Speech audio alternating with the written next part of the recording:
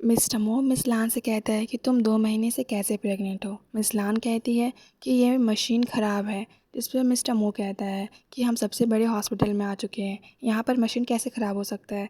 Miss लान mister मो को emotionally कहती है कि अगर तुम्हें ये बच्चा नहीं चाहिए, तुम मुझ पर भरोसा नहीं कर रहे हो, तो मैं जा कर के अबॉर्ट करवा लूँगी।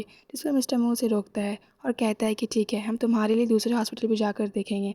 मिस्टर मो वहाँ से चले जाते हैं। तभी मिस लान किसी को कॉल करती है और कहती है कि किसी भी हॉस्पिटल में कहो, जैसा वो कहती है वैसा करने के लिए। मिसलान की रिपोर्ट आ जाती है। इस पर डॉक्टर कहता है कि मिसलान सिर्फ 1 ही महीने से प्रेग्नेंट थी। मिस्टर मो से कहता है कि हम दूसरे हॉस्पिटल में जब गए थे तो उन्होंने कहा था 2 महीने से प्रेग्नेंट है। इस पर डॉक्टर कहता है कि ऐसा हो जाता है मशीन के ख़राब होने से। मशीन अगर पुरानी रही तब भी ऐसी टेक्निकल प्रॉब्लम आ जाती है, आपको चिंता करने की ज़रूरत नहीं है। और वो वहाँ से मिसलान को कुछ इशारा करके चला जाता है। मिसलान मिस्टर मो से कहती है कि अब तुम्हें मुझ पर यकीन है ना, मेरी बात पर तुम यकीन नहीं कर रहे थे। जिस पर मिस्टर मो से सॉरी कहता है और कहता है कि मुझे तुम पर शक नहीं करना चाहिए था। मिस लान कहती है कि ये तुम्हारा बच्चा है, क्या तुम इसे रखोगे। जिस पर मिस्टर मो कहता है कि हाँ, ये मेरी रिस्पॉन्सिबिलिटी है, तुम और ये बच्चा दोनों।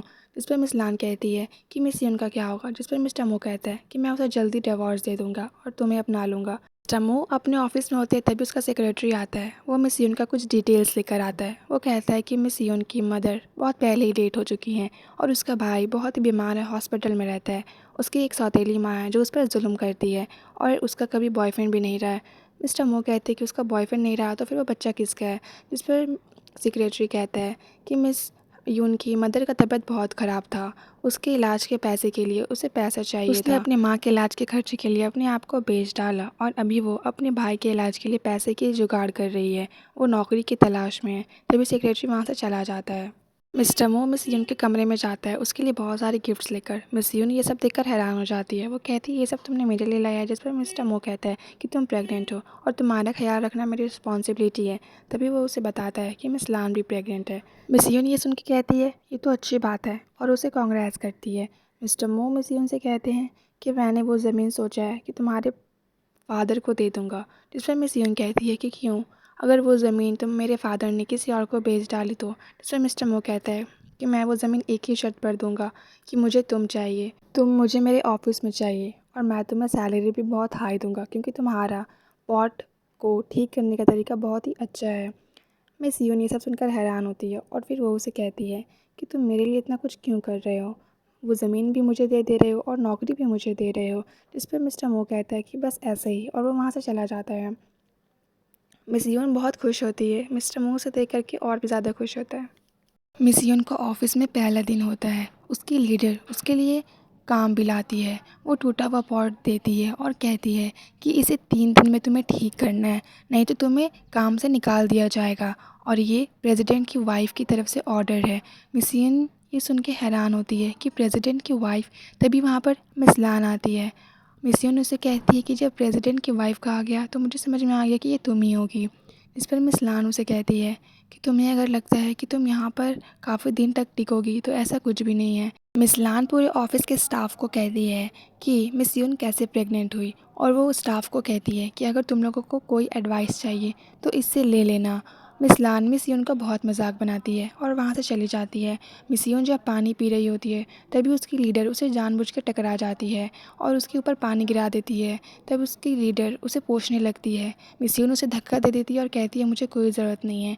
जिस पर मिस लान की लीडर बहुत गुस्सा हो जाती है और कहती है कि अब तुम वो सारे पॉट 3 दिन के बजाय एक ही दिन में पूरा ठीक करो वरना तुम्हें काम से निकाल दिया जाएगा।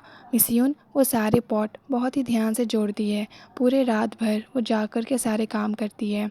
मिस्टर मो इतने रात को हो जाने तक भी मिस यून को घर आता ना देख बहुत ज़्यादा घबरा जाते हैं। तभी मिस यून वहाँ आती है और कहती है कि मैं ऑलरेडी बहुत ज़्यादा थक चुकी हूँ। मिस्टर मो कहता है कि तुम्हें ये नहीं भूलना चाहिए कि तुम प्रेग्नेंट हो, अपना अच्छे से ध्यान रखो। तभी मिस यून सो जाती है। मिस्टर मो उसे अपने कमरे में ले जाकर सुला देता है। You know just what you do to me. Play my emotions like a pair of puppet strings. Did it ever occur to you my heart's more than a toy? Please go easy on me, babe. Send message after message, forward my calls. Next day you hit me back like nothing happened at all. What about all the things you used to say to me? This ain't the way it's supposed to be. And you know I wouldn't do that to you. You know I wouldn't treat you that way. No, I've been running, can't catch up. Oh love, what I won't do. Oh, you got me. Next day जब miss योन अपने office जाती है तो उसकी leader उसका pot मांगती है। Miss योन उसे दिखाती है। उसकी लीडर ये देखकर हैरान हो जाती है कि मिस योन ने एक ही दिन में सारे पॉट को बिल्कुल सही तरीके से जोड़ दिए हैं। और वो मिस लान के पास जाती है और उसे कहती है कि मिस योन इस जॉब के लिए बहुत ही ज़्यादा कैपेबल है, उसे इतनी जल्दी ऑफिस से निकालना आसान नहीं है। मिस योन कहती है कि मुझे ये बात पता है कि वो बहुत ही ज़्यादा कैपेबल है, लेकिन उसे अगर इस ऑफिस से निकालना है तो उसे बदनाम करना पड़ेगा ताकि वह खुद ही यहाँ से छोड़कर चली जाए। तभी मिस यून का एक पार्सल आता है। वो हैरान होती है क्योंकि उसने कोई भी पार्सल ऑर्डर नहीं किया होता है। तभी उसकी लीडर आती है और कहती है कि तुम्हें अभी ऑफिस ज्वाइन किए हुए सिर्फ 2 ही दिन हुए और तुम्हें गिफ्ट भी मिलने लगे। उसकी लीडर बॉक्स देखती है तो उस पर हान कंपनी का लोगो होता है। उसकी लीडर उसे कहती है कि हान कंपनी हमारी कंपनी का सबसे पुराना दुश्मन है, उसके यहाँ से तुम्हें गिफ्ट क्यों मिल रहे हैं। जिस पर मिस यून कहती है कि मुझे नहीं पता। तभी वहाँ पर एक आदमी आता है और कहता है कि हमारी कंपनी से 2 बहुत ही महंगे पॉट चोरी हो चुके हैं।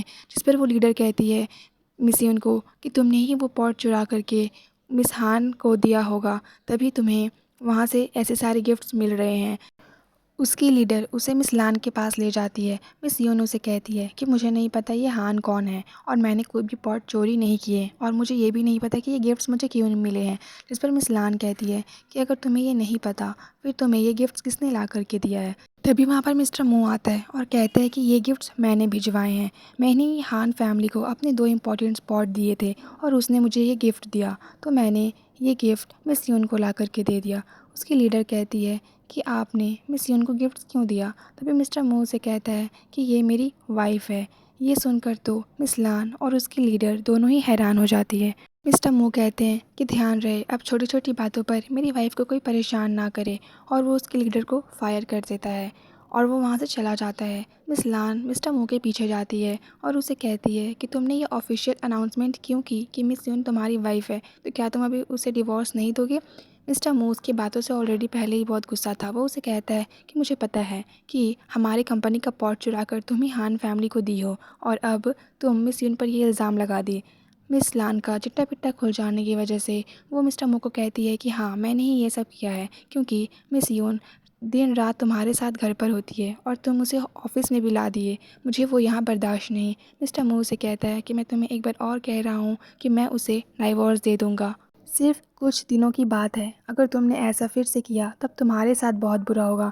मिस लान कहती है कि मतलब अब तुम्हें मैं और मेरे बच्चा नहीं चाहिए, तो ठीक है हम दोनों मर जाएंगे।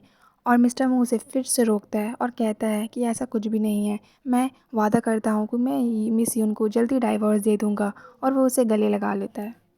मिस्टर मो मिस यून को अपने साथ 3 दिन के लिए बिजनेस ट्रिप पर ले जाना चाहता था। मिस यून जाने से मना करती है। वो कहती है कि मिस लान को ले जाओ। मिस्टर मो कहता है कि वो प्रेग्नेंट है, उसे आराम की ज़रूरत है। मिस यून कहती है मैं भी प्रेग्नेंट हूँ, मुझे भी आराम की ज़रूरत है। जिस पर मिस्टर मो कहता है कि वो मेरा बच्चा नहीं है, मुझे फ़र्क नहीं पड़ता, और वैसे भी मैंने तुम्हें आज इतने बड़े इल्ज़ाम से बचाया है, तुम्हें मेरे साथ चलना पड़ेगा। मिस यून उसके साथ जाने के लिए तैयार हो जाती है। वो वही होटल में रुकते हैं जहाँ पर 1 महीने पहले मिस यून गई थी अपनी माँ के इलाज के पैसों के लिए मिस्टर मू के पास। उस काउंटर की लेडी मिस्टर मू से पूछती है कि ये लेडी तुम्हारी वाइफ है क्या, क्योंकि 1 महीने पहले भी आप इसी के साथ आए थे। मिस्टर मू ये सुन के हैरान होते हैं। वो कहते हैं कि तुम्हें अच्छे से याद है कि मैं 1 महीने पहले यही लेडी के साथ आया था। जिस पर वो लेडी कहती है कि मुझे बहुत अच्छे से याद है। वहाँ पर मिस यून आती है और वो मिस लेडी उससे पूछती है कि आप 1 महीने पहले यहाँ आई थी ना। जिस पर मिस यून मना कर देती है। वो कहती है कि मैं इस होटल में पहली बार आ रही हूँ। मिस्टर मू को तो ये अजीब लगता है। मिस्टर मू अपने सेक्रेटरी को कॉल करता है और कहता है कि मुझे स्टार होटल की 1 महीने पहले वाली वही रूम की सीसीटीवी फुटेज चाहिए। सो पार्ट 3 यहीं पे ख़त्म होता है। Subscribe for part 4। वीडियो हमेशा संडे आएगा 12 बजे के बाद। ओके।